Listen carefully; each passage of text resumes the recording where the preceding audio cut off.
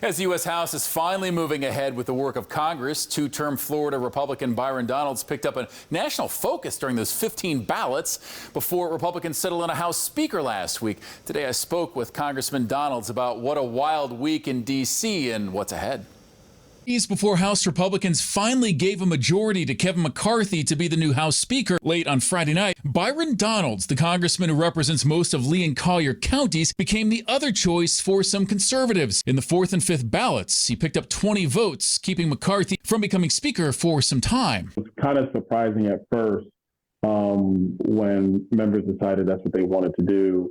And then the question for me was, do you take this opportunity to try to lead us in a direction where we could bring it in for a landing, and successfully for everybody, we were able to do that. We've seen this before. After the 2010 midterms, Republicans also won back the House, but not the Senate, with a Democratic president. 4 years mostly followed with gridlock in Washington with the battles over government funding and shutdowns. Donald said he is, quote, under no illusion it will be a smooth relationship between the House and the Senate and the White House, with debt ceiling talks coming up in a few months. Listen, you can't continue to massively overspend using COVID-19 as the excuse. You can't do it.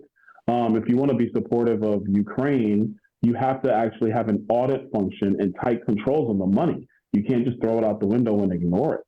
And at the end of the day, funding our government or doing anything in our government, we have to secure our southern border. Out of 435 House districts, Donalds likely represents the district that took on the hardest hit from a natural disaster last year from Hurricane Ian. He did praise FEMA and the Small Business Administration for the response, but also says he's pushing FEMA on trailers, more of them, for temporary housing. It's FEMA policy, not even spending. This is just policy where they don't put mobile trailers in a flood zone.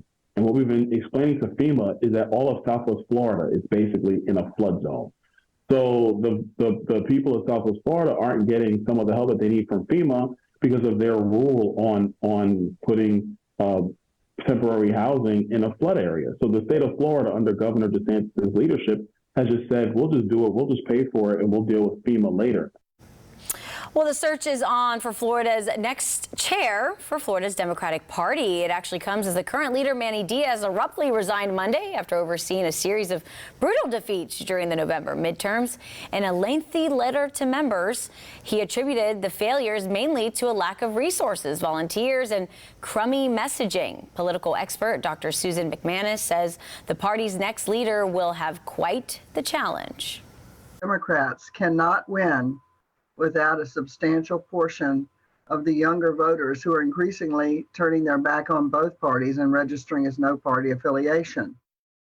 So the next question is, who is best suited to take over? Well, names like former Ag Commissioner Nikki Fried, who you just saw there, Tallahassee City Commissioner Jeremy Matlow, and former State Senator Annette Taddeo are actually in the mix here.